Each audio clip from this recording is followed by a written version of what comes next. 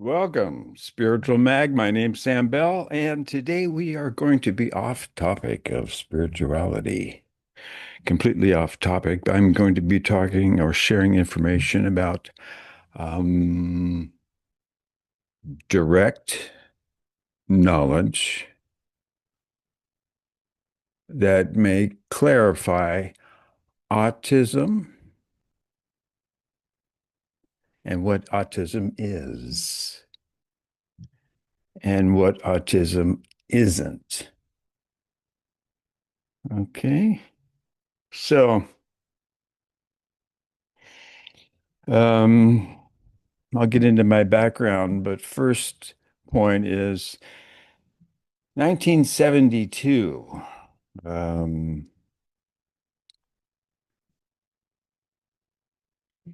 I'm a speech pathologist, and the education system is 70s. So you have regular classes, and then you have special ed classes. Um, and then you had ESL. ESL came in. So you had regular classes, special education classes, and ESL. So I was working in a relatively nice school district, Burbank Unified School District, Burbank, California. And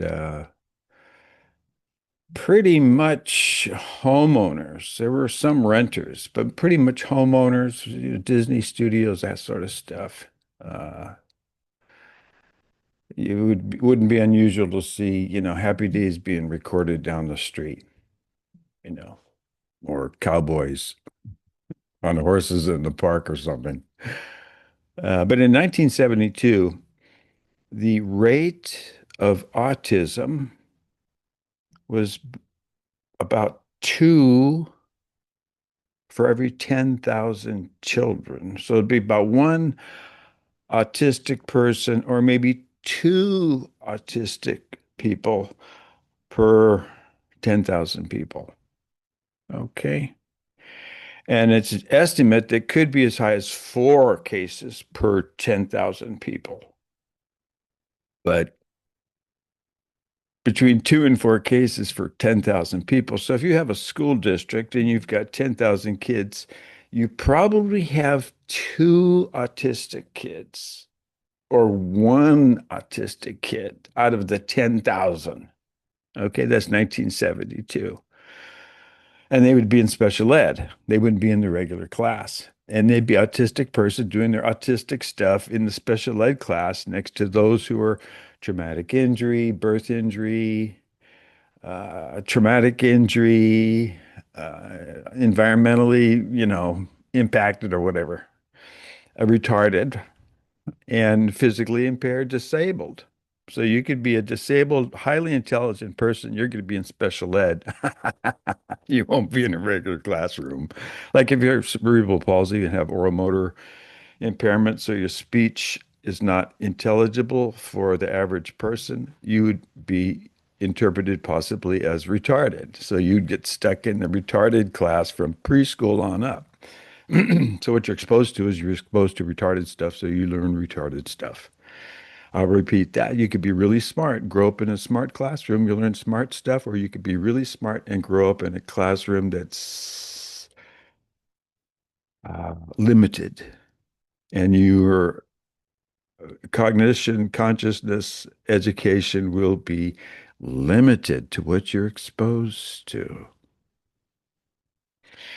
So that's in the 70s.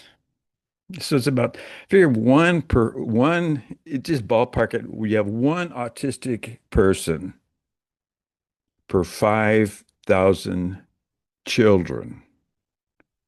Okay, one in 5,000. So let's say you're a psychologist. How many people you got to see before you see an autistic person? And are you going to notice that that person's autistic and not something else that you're more familiar with? Now, let's say you're a general practitioner or you're a physician in a hospital, and You see lots of kids. You don't see 5,000 kids. And if you saw 5,000 kids, would you be able to tell which one is the autistic one? Huh? No, it's rare. Now, Burbank is in the middle of LA. So we had thousands and thousands and thousands of kids in LA. So Burbank had one autistic kid in the entire school district.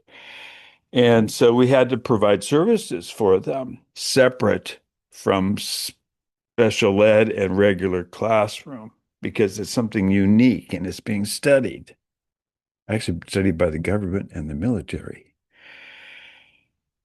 So we got some referrals from LA Unified. They got jillions of kids. So they pumped over, I think it was two more. So we had a total of three, quote, autistic children in one classroom, which is pretty rare because you got to have a big city with the funding and the organization and blah, blah, blah, blah, blah, blah, blah. Okay, now I've got, 16 schools that I'm working with K through 12 for, six one semester, six the next semester. All right. So there's only me and one other speech therapist, speech pathologist, speech therapist at the time, maybe speech pathologist, and licensed. Uh, so he did not want to get near the stuff they were training, some special training. He did not want to get near it. Okay. He just really didn't.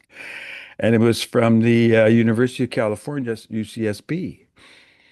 And UCSB is a serious place.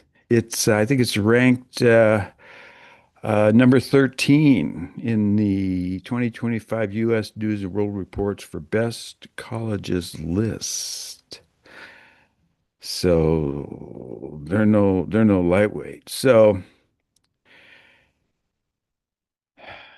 there was a gentleman named Ivar Lovas, Lovaas. So he's behavior guy, and he's working for the military, right? And he had been in Norway and under experience of Nazi occupation. And so at the conclusion, he just went into this doctoral program emphasizing psychoanalytic psychology. And he basically came out with something called behavior analysis. Behavior analysis. It's like heavy, heavy, heavy behavior modification techniques. Okay. So I signed up for them. I go, this is cool. And I'm volunteered to take the class, right? To be the speech pathologist working with this group. So I had to go through this training. So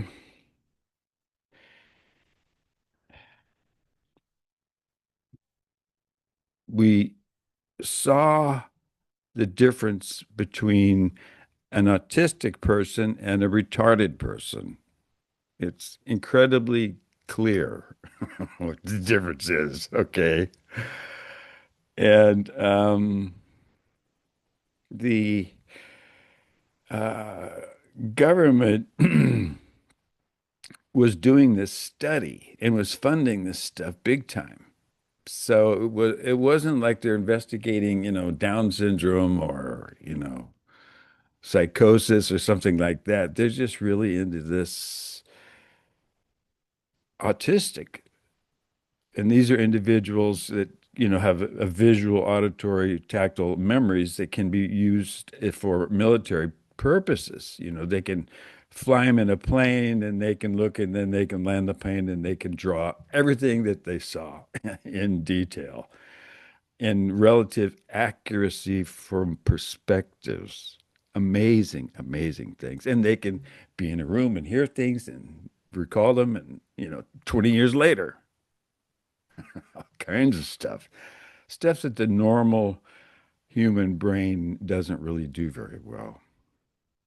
So basically, it turns out that the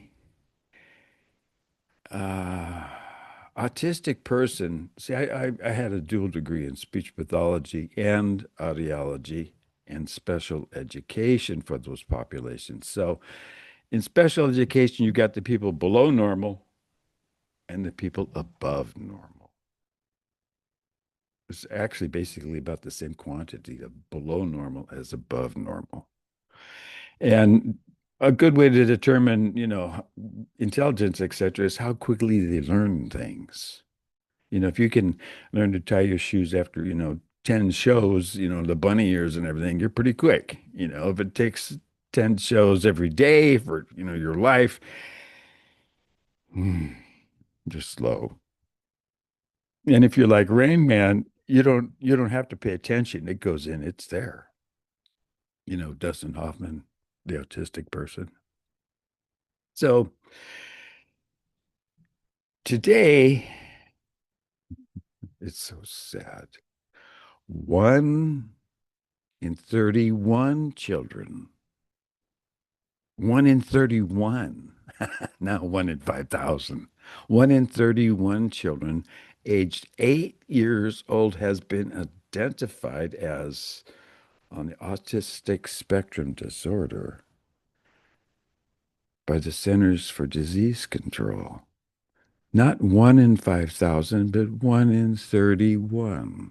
One in 31 had been identified on the autistic spectrum disorder. Now let's back up a bit. All these people that are getting put on this diagnosis are putting put on a diagnosis based on their symptoms and what the the books say for medical reimbursement and services that are eligible. So if you're a typical psychologist and you're going to have somebody come in who's flapping their hands and not making eye contact and going blah, blah, blah, blah, blah, or something, you're going to pull out some test and go, well, they're not blind and they're not, they're on the spectrum. They're on the autistic spectrum disorder. Look, no eye contact, delayed language. They're flapping their hands. So the person has no clue what they are. They're on some ASD, some words that someone somewhere put down on paper that the systems all decided this is what we're going to call these brain injured kids from these vaccinations. Hello.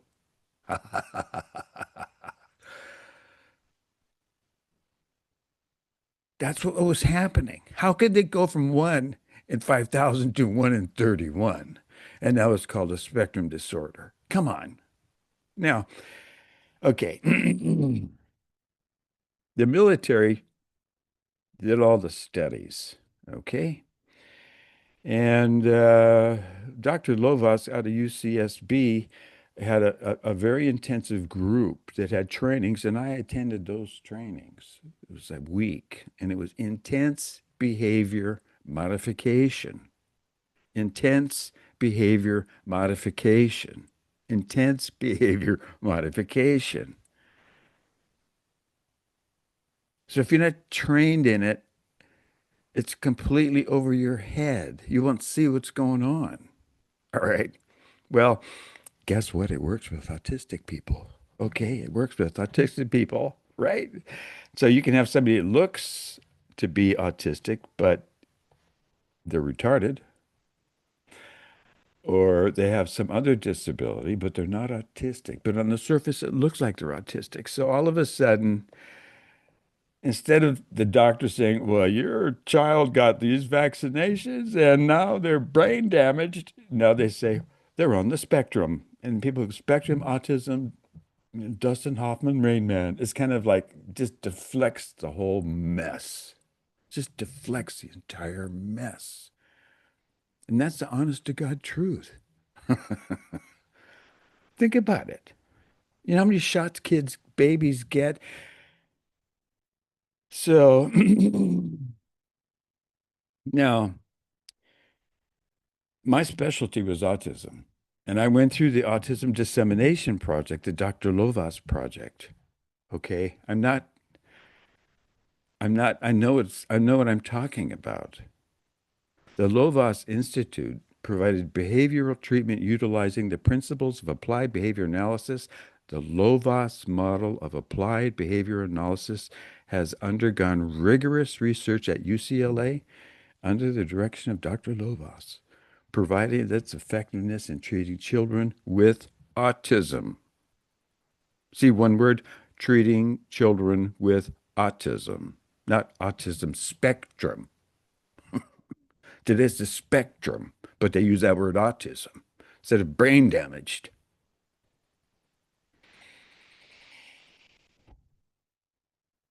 The Lovaas model was best described as a highly individualized teaching strategy with emphasis on the utilization and development of positive reinforcement strategies. Now, that's the biggest understatement on the planet. Highly individualized, way past what you can comprehend, but it works because in the individual autistic, you recognize that they learn everything like once. It goes in. Okay, like Rain Man, right? Not like all these people on the quote spectrum that are whacked for a lifetime. 1 in 31, and it's getting worse. That's by age 8. Now, so the military figured out, okay, this process works. We can apply this to certain individuals. It has military applications. At the same time, they're recognizing that this term autism is something that we can diagnose and put on these people that are brain damaged because they got all these effing vaccinations. Okay. So we deflect it. Okay. Now we're post-COVID now. So, you can't get a nurse to go get a COVID shot. You can't get a doctor to go get a COVID shot. You can't. But in 1970, they say, go get a shot. You're okay. You give me 3 shots. Okay. So people are wised up that healthcare is a war zone. Okay. Healthcare is not about health. Healthcare is about money and getting the money out of you when you're ill. Okay, that's what it's about. Now, back in 70, in the time frame, you had a certain population of people that were mentally ill, mentally ill, okay, had a psychiatric problem. And they would go into what would be called a psychiatric facility. Okay. State hospitals. They wouldn't go to prison. They'd go to a state hospital because they're not, they've got big challenges, you know. So Ronald Reagan, with certain individuals looking at the inner cities, that there's a moneymaker there for group homes, declared it the decade of the disabled. And he freed all the mentally ill people out of the state hospitals onto the streets. And they were put on chemical restraints. So you'd have groups of people walking down the street. Now I was at San Jose State, so San Jose State had students in these like kind of zombie places. People came out of the state hospital. Then, now I am a hypnotist. I'm trained by a master hypnotist, Sylvia Celeste Brown. Now, hypnosis is only suggestion. Okay. The most powerful suggestion, just a suggestion, is tell somebody, don't do it. Don't do this. That's the most powerful suggestion you could give somebody. So, what did Nancy Reagan herself challenged with chemicals? She unleashed the just say no program. And then that just exploded. That just exploded everything on the street for drugs. Okay. So it's a big con. It's a big con. It's a big con. And every time somebody dies from it, or another one and the 1 in 31, goes into gets born and comes out of their mother's womb, the most beautiful, healthy place in the universe. And then somebody wants to make an extra buck, and so they jab them with a needle with something that they don't need because they get paid. Well, they're not brain damaged now. They're on the autistic spectrum disorder. Well, that's a big moneymaker too. All the stuff that goes on there. But then when the money stops, you know who ends up taking care of these individuals? You. You know how many families go split up when this diagnosis gets stuck on somebody? So, people in Washington understand that autism spectrum disorder, I'm sure there's some autistic individuals that have that label correctly, autistic, but maybe 1 in 5,000. So the 1 in 31 that are being born and being processed and coming out is that one in that classroom is that's by age 8. So that takes out an entire percentage of quality of life for a lifetime. Okay. And it's just marketed under a spectrum disorder. So before you decide who's going to get what or who's going to get reimbursed and what's happening, understand that you've been conned from the get-go. You've been conned from the get-go. Conned by the same people that pushed COVID. Conned. Okay? Let me see here. Let me share with you.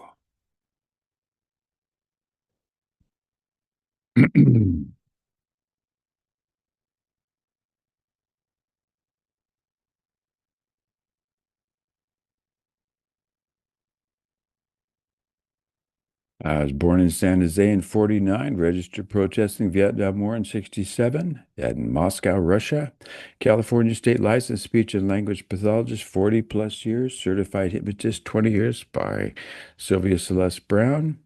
Graduate neurotherapy certification program, Brain Science International, Biofeedback Certification Alliance, accredited instructor, Fargo Countermeasures, Sabre Laboratories with Mr. Leo Jones.